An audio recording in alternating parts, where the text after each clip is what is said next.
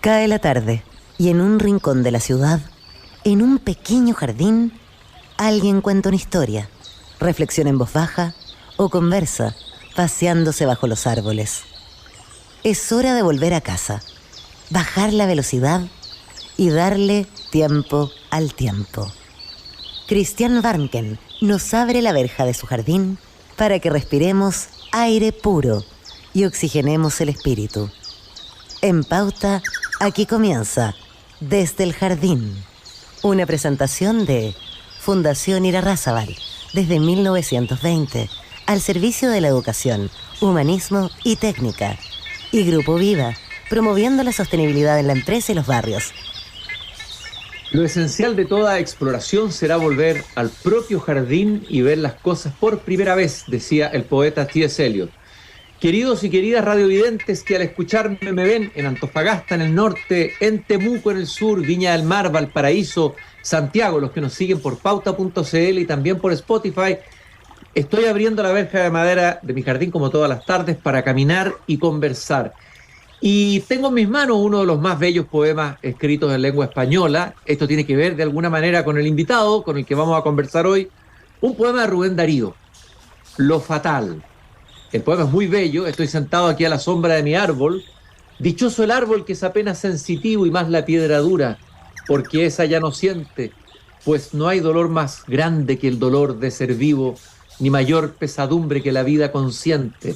Ser y no saber nada y ser sin rumbo cierto, y el temor de haber sido y un futuro terror, y el espanto seguro de estar mañana muerto, y sufrir por la vida y por la sombra, y por lo que no conocemos y apenas sospechamos, y la carne que tienta con sus frescos racimos, y la tumba que aguarda con sus fúnebres ramos, y no saber a dónde vamos, ni de dónde venimos. Vamos a hablar de Rubén Darío hoy día. Me encantaría y podríamos hacer un programa completo con Ignacio Zuleta, periodista, consultor político, pero también crítico literario.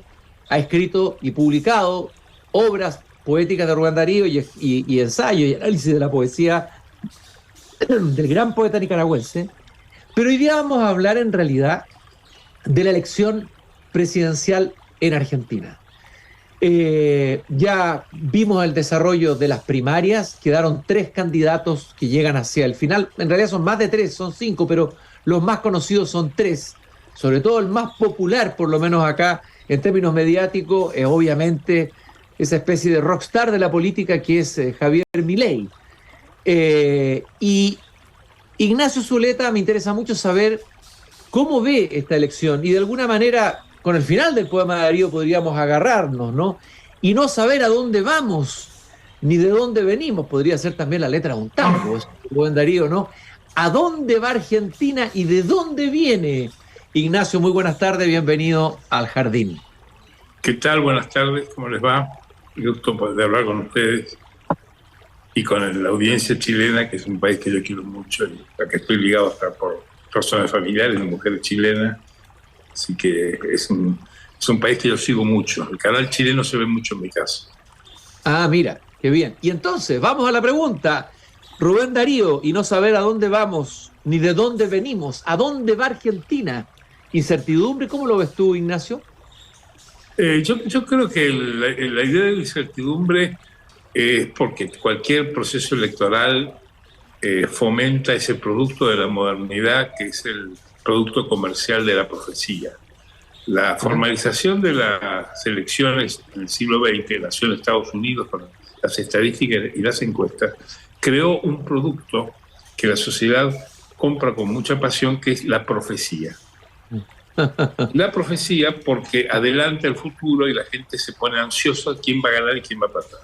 Yo te diría, como argumento contraintuitivo, que en las elecciones argentinas de 2023 no hay ninguna sorpresa. Ninguna sorpresa. Hay 5 candidatos, 3 de los cuales compiten con chance ganadora y que han quedado en las primarias en 3/3, con una diferencia mínima de 400.000 votos entre unos y otros, entre el primero y el tercero. Luego hay 2 formaciones más laterales, que es una de izquierda diríamos, trotskista del Partido Obrero, el Frente de Izquierda, y una formación de Juan Schiaretti, que es un gobernador importante del segundo distrito en cantidad de votos de la Argentina, que es Juan Schiaretti, que es un peronista que se ha diferenciado del peronismo que gobernó la Argentina en los últimos 4 años. Pero los 3 candidatos que compiten en estas elecciones tienen el mismo programa. O sea, cualquiera de ellos que gane tiene el mismo diagnóstico sobre la Argentina y proponen la misma solución. O sea que no hay ninguna sorpresa. Yo no esperaría ninguna novedad fuera de cosas de estilo, de maquillaje, de color de cara, de tono de voz, detalles, diría yo, fruslerías. En el fondo hay una agenda única, hay 3 candidatos, uno representa al gobierno, que es Sergio Massa, que representa al peronismo que gobierna desde el año 2019. El otro partido es Juntos por el Cambio, que es una coalición que se nutre de un partido conservador como es el PRO y de la Unión Cívica Radical, que son el partido hoy día más viejo de la Argentina, es un partido que nació hace más de 100 años, y una tercera fuerza, que es una fuerza caudillista, que emana de la ideología del centro-derecha que aportó Juntos por el Cambio de la Argentina en el año 2015 con la presidencia de Macri, y que se apoya en el peronismo. Es una reivindicación del peronismo neoliberal de Carlos Menem de los años 90, de la convertibilidad, que saca elementos del peronismo y construye una fuerza caudillista que es la de Javier Milei. Ahora, cualquiera de los 3 que gane parte de un mismo diagnóstico sobre la Argentina, que la Argentina está regida por una matriz de administración de la economía que ha fracasado y que hay que ir hacia una reforma en los términos de la economía que llamaría a la izquierda del neoliberalismo, del consenso de Washington. Reducción del Estado, equilibrio fiscal, terminar con el déficit, terminar con los subsidios, una apertura de la economía después de un ciclo, como son los ciclos clásicos del peronismo, de economía autárquica, de economía cerrada, de protección de la industria nacional, según el viejo modelo de sustitución de importaciones. Ahora, ese programa lo aportó Juntos por el Cambio en el año 2015 con el gobierno de Macri. Intentó aplicarlo, lo aplicó, fracasó en la agenda económica en el final del gobierno de Macri, lo retoma el peronismo, Sergio Massa, y lo retoma Javier Milei. Ese mismo programa los unifica, es decir, esta es una elección del pensamiento único, una elección monocolor, en donde las diferenciaciones van a surgir de la naturaleza histórica del proceso político argentino.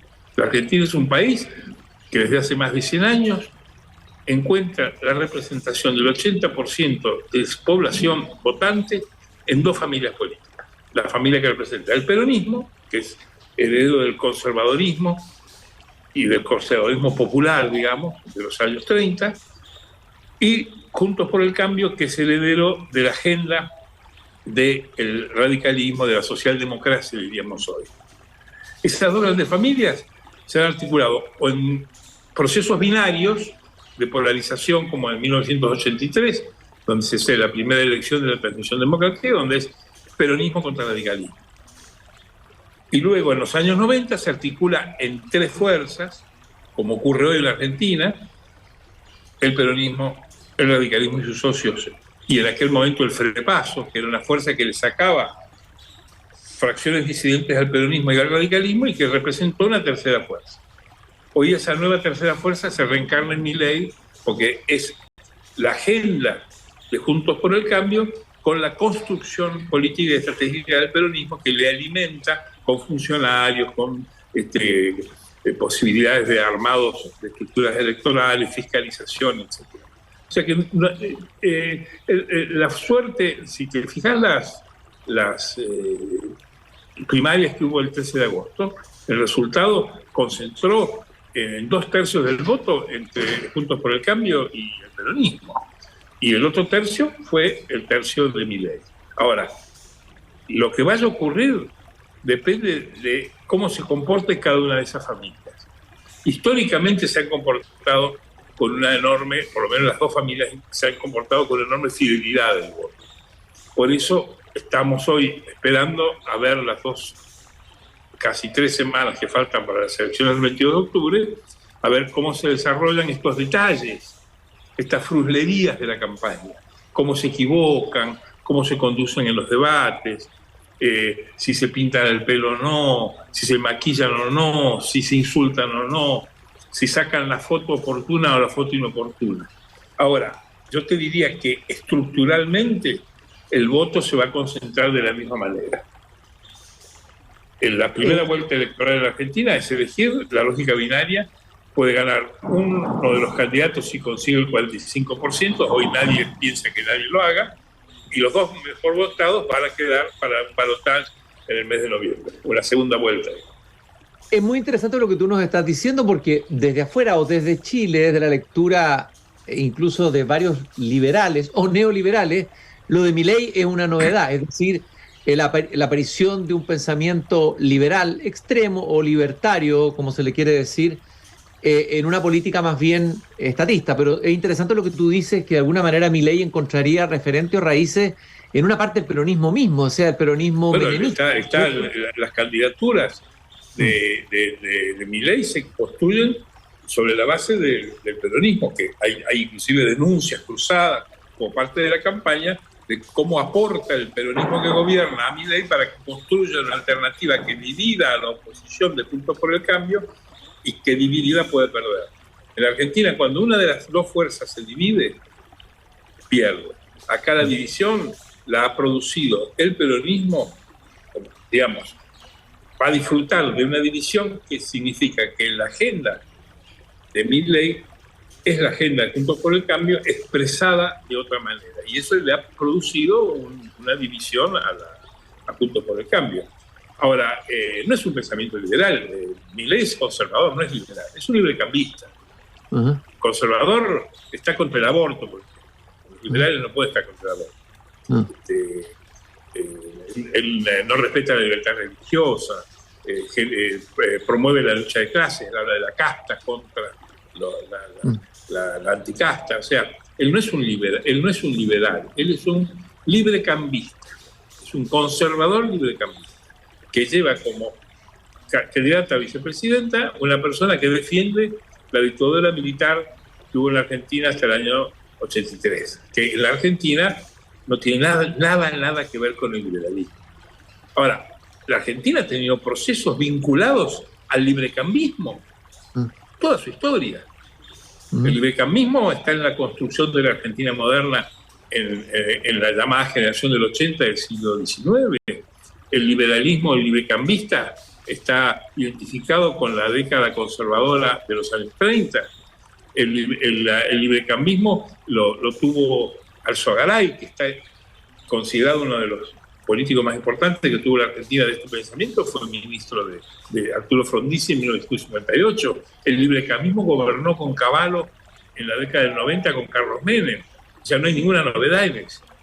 Lo que pasa es que los llamados liberales, que en realidad son conservadores que ejercen librecambista, cada vez que aparece un hongo liberal se entusiasman mucho. Son como los comunistas. Ven un comunista y lo festejan, como los católicos, que ha publicado libros Milei que dice, por ejemplo, ¿por qué hay que ser liberal? Ningún liberal puede producir ese tipo de bibliografía, porque cada uno piensa lo que quiere. Es decir, son conservadores librecambistas que reivindican a Domingo Cavallo, ministro librecambista de Menem en los años 90, reivindican a Menem, lo reivindican a Macri. Ayer hubo una expresión de Milei diciendo: estamos esperando que Macri se venga con nosotros. Con eso, porque él está reconociendo que Milei ejerce o encarna la misma agenda de Macri. Macri ha dado una conferencia anteanoche en Harvard, Estados Unidos, en la Universidad de Harvard, donde dice que Milei le ha copiado su plan económico. Milei elogia del gobierno de Mauricio Macri en 2015 a su presidente del Banco Central, Federico Sturzenegger, que es un librecambista de aquellos, que fue un buen funcionario del gobierno de Macri, y que Milei lo considera un prócer. O sea, no hay ninguna novedad en la Argentina para eso. Lo que pasa es, repito, cuando los liberales se encuentran con un liberal, aunque sea en el Ártico, le van a hacer un asadito y le van a festejar. Oye, Ignacio, o sea, en el fondo, aquí, a ver, quiero entender bien, Milei es una suerte de creación o subproducto del peronismo, por lo que estoy entendiendo. No. Él es un economista que encarna y profesa la teología del mercado contemporáneo. La ideología de centro derecha, librecambista, del mundo empresario, de las ligas de grandes empresarios, de las cámaras de comercio, que festejan sus ocurrencias. Él es un ciudadano de su casa, no tiene militancia política, ¿no? Se apoya, se construye su armado político con gente del peronismo, pero él no es un peronista, no sabe la marcha peronista, ni cree como los peronistas que Perón vive. Ok, pero porque hay una tercera candidata de la que no hemos hablado, que es Patricia Bullrich, que parece que no pasaría segunda vuelta según las encuestas.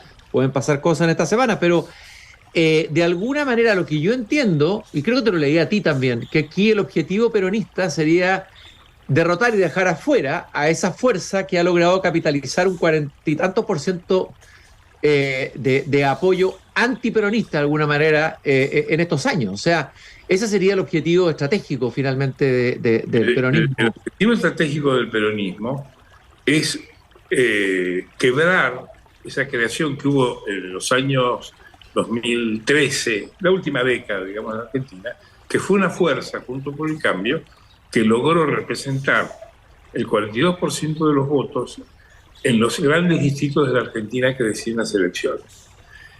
Esa formación desplazó al peronismo del gobierno en 2015, le hizo perder la elección de 2019 legislativa, le hizo perder la de 2021. Y el peronismo forzó su unidad, porque perdían por estar divididos, y recuperaron el llamado Frente Renovador, que era un peronismo de centro derecha que representa Massa, y no podían competir. La competitividad del peronismo ocurre cuando sus adversarios se dividen. Y yo te diría que lo más importante para el peronismo es que pierda Juntos por el Cambio. Ese es su objetivo principal, porque lo tienen que sacar de la cancha. Porque mientras exista, vos pensás que en el año 2019, la fórmula Macri-Pichetto, que era la fórmula de Juntos por el Cambio, perdió las elecciones presidenciales, pero ganó en la categoría presidente en 5 de los 7 distritos más grandes de la Argentina. Perdió solo en Tucumán y Buenos Aires. Es decir, que esta fuerza sigue conservando el voto, y lo conservó en 2021, que sacó también 42% de los votos. Hoy día lo que está en juego es eso. Yo no tomaría en serio ninguna encuesta que diga que Patricia Bullrich no entra o entra. Hoy día ninguna encuesta te dice en serio quién entra y quién no entra. Lo que describimos todos son las dificultades que tiene uno y otro para entrar al balotaje. Evidentemente, quienes tienen más capacidad de entrar al balotaje son Juntos por el Cambio y el peronismo, que tienen estructura territorial, tienen estructura con gobernadores, con intendentes, con fuerzas locales que van a pelear para que entren no solo su candidato a presidente, sino que entren sus candidatos a diputados y senadores. Esos serían los que tienen más herramientas. Milei depende más de la televisión, de la moda, del apoyo de los empresarios, del apoyo de los dueños de los canales de televisión. Es el candidato de la plutocracia, es el candidato del poder. Dicho técnicamente, ¿no? A uno le gusta, a otro no, pero es así. Tú dijiste que, ya lo acabas de reafirmar, te lo leí en un artículo, que Argentina es un país del voto estable y que las elecciones en Argentina no se ganan con televisiones ingeniosas, aunque el debate presidencial pareció un debate más de farándula que de política y contenido. Y nosotros siempre hemos admirado, desde Chile, digamos, un cierto espesor intelectual de la Argentina. Nos llamó la atención este debate, que era realmente una pelea adentro de la farándula, por decirlo de alguna manera, o dentro del lenguaje de la farándula. En Argentina los debates es una ley que hizo el gobierno anterior de obligar a que haya debates presidenciales. Inclusive condiciona quien no acepta debatir no puede ser candidato. Es una fantasía, es una ilusión creer que hace falta un debate para que el público se dé cuenta, en un país de voto obligatorio donde vota el 80% de la gente, qué es lo que piensa Milei, qué es lo que piensa Patricia Bullrich, o Massa, o Miriam Bregman, o Schiaretti, personajes que aparecen todos los días por la televisión. No hay ninguna duda, no hay ninguna duda. Ahora, puestos a compararse en un canal de televisión, lo que van a buscar ellos es no equivocarse. Digamos, el debate presidencial obligatorio es un atraco. Es un atraco, es un negocio de la televisión, que hoy sabes que no tiene audiencia en ningún lugar del mundo, pero gana audiencia porque tienen el debate, y que solo discute detalles, y que margina a mucha gente. Acá hay un candidato que es el ministro del Interior del gobierno actual, se llama De Pedro, Eduardo De Pedro, que fue candidato en el primer formato del periodismo este año, y lo bajaron porque es tartamudo. O sea, una persona que tiene discapacidad por una disritmia como es, una enfermedad como es se llama la tartamudez, no puede ir a un debate. No puede ir a un debate, no puede hablar. Acá, la persona que había elegido Juntos por el Cambio para ser el primer legislador de la ciudad de Buenos Aires era un político que tiene una discapacidad motriz, de estatura inclusive, y que no puede ir a un debate, porque la estética que existe en los debates, desgraciadamente, margina a cierta gente. Yo tengo, durante años he sufrido las 4 causales de rechazo de los guardaespaldas de los boliches: pobre, mal vestido, aspecto enviado y gordo. O sea, yo he reunido las 4 condiciones por las cuales me discriminan en la Argentina. Yo no puedo ir a un candidato, a un debate, porque me gana el rubio, me gana el flaco, me gana el bien vestido, y me gana la persona dialécticamente hábil. Patricia Bullrich, por ejemplo, es una persona que carece de skills de oratoria. Nunca se destacó por ser ninguna luminaria como oradora. Y está enfrentándose con 2 histriones, como es Sergio Massa, que es un histrión del tamaño de su nariz, fantástico, la nariz tiene una careta de actor, tiene una máscara de actor extraordinario, además tiene gestos que frunce el ceño, mira para arriba, mueve las manos, es un maestro prestidigitador. Y Milei, que como dijiste vos, se comporta como un rockstar, anda con algo que se parece a una peluca y dice que no lo es, habla de sexo trántrico, tuvo una banda toca el rock, es arquero de fútbol, es decir, hace todas las señales para atraer la atención del público. Ahora, esos dos profesionales de la patraña, la pobre Patricia Bullrich dijo: me siento mal, me duele la garganta, se disculpó porque no puede. Pero eso no va a definir su destino, porque las elecciones no son cuestión de candidatos, son juegos de partidos. Bueno, y Patricia Bullrich, digamos, dijo: aquí estoy con mi gobernador, algo así, ¿no? Yo tengo esta estructura, lo que tú estabas diciendo, es decir, ella tiene base territorial, cosa que no tiene Milei. La pregunta es la siguiente: tú afirmas que las elecciones no se van a jugar con televisiones ingeniosas ni en las redes sociales, sino que se van a ganar con decisiones estratégicas de los candidatos. ¿Qué es lo que tiene que hacer Patricia Bullrich para poder entrar y quedar entre los 2 candidatos que van a ir a la segunda vuelta? ¿Qué posibilidades tiene y qué puede hacer y qué debe hacer o qué debiera hacer en las semanas que vienen? Primero, que yo no lo sé porque no es mi negocio la política ni asesorar a políticos. Lo que sí creo que tiene a su alcance, como lo tiene Massa, la necesidad de los jefes territoriales de sus partidos de que sus candidatos a diputados y senadores, que se eligen en la misma ficha del 22 de octubre ganen esas elecciones porque es la herramienta de su poder en el Congreso, que es donde se deciden las grandes cosas en la Argentina. Entonces ellos tienen a su disposición una herramienta buena. Ahora, tanto a Massa en el peronismo como a Patricia Bullrich en Juntos por el Cambio, tienen la debilidad de que sus fuerzas vienen de un proceso interno de construcción y de decisión acerca de las candidaturas muy conflictivo y que ha dejado heridas muy profundas. Y tienen eso te iba a preguntar. Claro, eso te iba a preguntar. Es decir, cuentan, claro, con partido de estructura, pero ¿cuántos heridos quedaron en el camino y cuántos van a apoyarla con toda fuerza en la que viene? Si Rodrigo es la neta y el otro. Ellos tienen la obligación de convencer a sus fuerzas de que voten por ellos. Eso creo yo que me parece, yo veo, estoy mirando lo que están haciendo en estos días y creo que están preocupados y están ocupados haciendo eso. Porque ellos tienen una herramienta que el tercio de Milei, que es una fuerza caudillista sin partido, no tiene muchos recursos para crecer. Es decir, quien tiene mayor dificultad de crecimiento hoy es Milei. Pues Milei puede salir más en televisión, y ya es imposible. Si va a todos los canales de televisión todos los días, 3 veces. Y eso es importante, es interesante, pero él no tiene herramientas territoriales como puede tener el peronismo o Juntos por el Cambio. Hay distritos grandes, como en Buenos Aires, donde tiene mucho apoyo del peronismo, especialmente en los niveles municipales. Porque, te repito, el peronismo valora tanto ser gobierno como destruir a Cambiemos, a Juntos por el Cambio. Eso es lo más importante.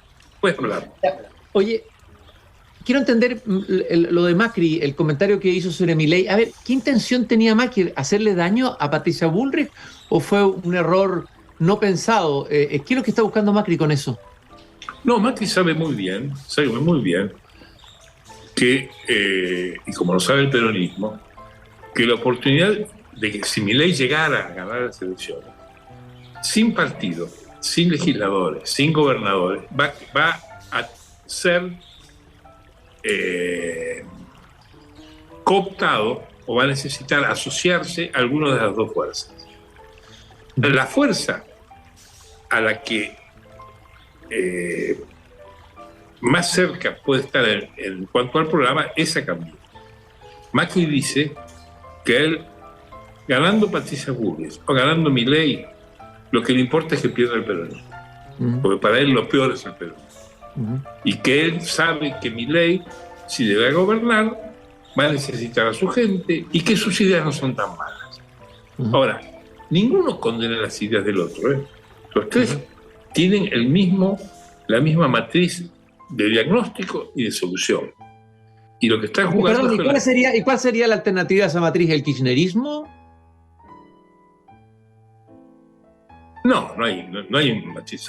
Hoy el kirchnerismo no existe, el kirchnerismo es peronismo. El peronismo es una banda, es un sector, una tribu del peronismo. Hoy no hay programa que no sea el programa, digamos, para decirlo groseramente neoliberal, que es un insulto, de centro derecha, la teología del mercado.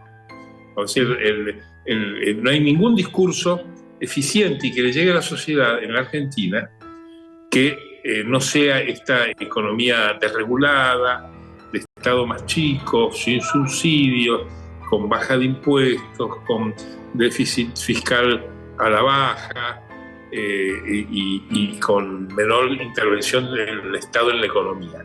¿Por qué? Porque el programa peronista que gobernó en las 2 primeras décadas del siglo durante 16 años, los 2 gobiernos de Cristina Kirchner más el gobierno de Néstor Kirchner, fueron gobiernos ortodoxamente peronistas, es decir, de economía cerrada, de estatismo, un socialismo de Estado como fue el de Juan Perón en los años 40. Es un laborismo anacrónico, que por eso fracasó. Entonces, la implosión de agenda de administración de la Argentina, hoy no tiene defensores. Con lo mismo se encontró Menem en los años 90. Había implosionado la Argentina que gobernó con los militares y con Alfonsín, donde el Estado era dueño hasta de los canales de televisión y de la radio, todas las radios, implosionó. Y vino una onda que era la onda en aquel momento del consenso de Washington, el Thatcherianismo, el Reaganomics, y eso fue lo que fue Menem. Hoy se repite el mismo fenómeno. Nadie puede defender otra cosa. Por eso la única que ha quedado defendiendo eso es Miriam Bregman, que es la candidata del Frente de Izquierda, que quiere una Asamblea General, declarar la socialización de los medios de producción, repartir la renta pública y regalar dulce de leche en las esquinas. O sea, es una utopía. Oye, Ignacio, la última pregunta, porque lamentablemente se nos hizo corto el tiempo, pero te vamos a invitar de nuevo cuando estemos más cerca. Cuando quieras. A usar a tu buena voluntad, porque es muy interesante tu análisis. Nos hace entrar en matices que desde afuera, aquí en Chile no se ve y no se entiende nada. Deberíamos siempre. Los países tenemos estereotipos sobre los otros países.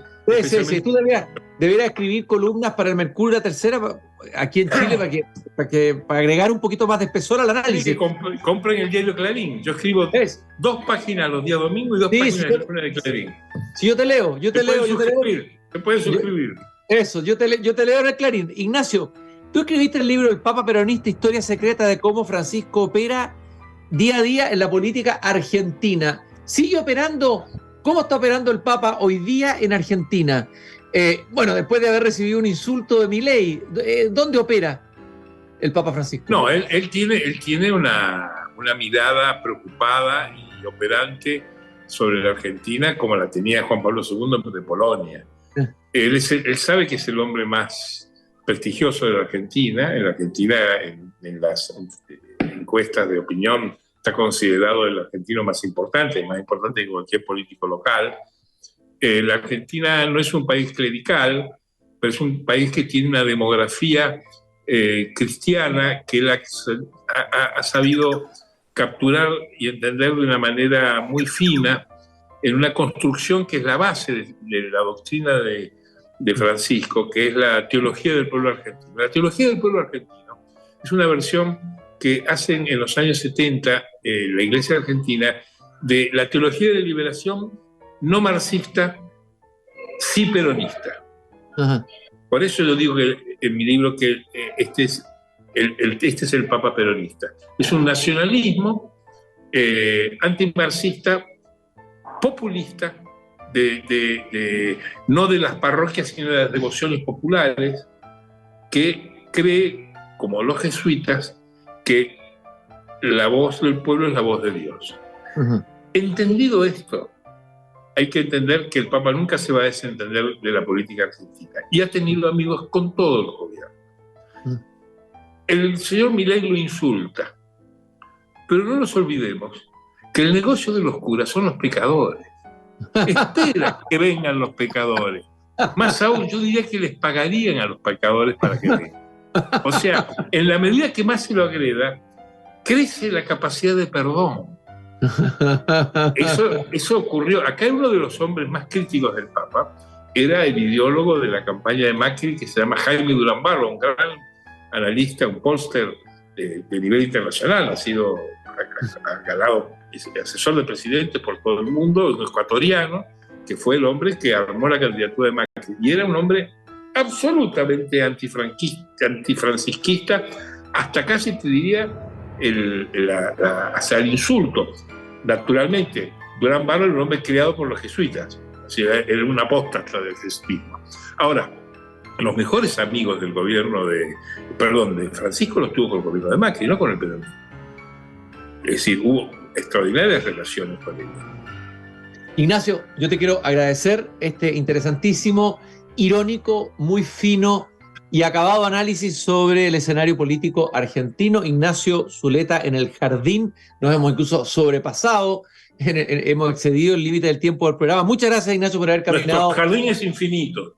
En estos jardines, los jardines de los senderos que se bifurcan, como dice Jorge Luis Borges en uno de sus cuentos. Nosotros, muchas gracias, te mando un gran abrazo. Gracias a ti y a los amigos chilenos. Y nosotros nos encontramos mañana nuevamente aquí cuando volvamos a abrir la verja de madera del jardín. Nos acompaña Grupo Viva, comprometido con la sostenibilidad en los barrios y la cultura en la empresa, y Fundación Irarrázaval. Hasta mañana. Es hora de cerrar la verja de madera del jardín. Pero Christian Warnken la volverá a abrir todos los días de lunes a viernes a las 20 horas en Radio Pauta, cuando comience de nuevo Desde el Jardín. Una presentación de Fundación Irarrázaval, desde 1920, al servicio de la educación, humanismo y técnica. Y Grupo Viva, promoviendo la sostenibilidad en la empresa y los barrios.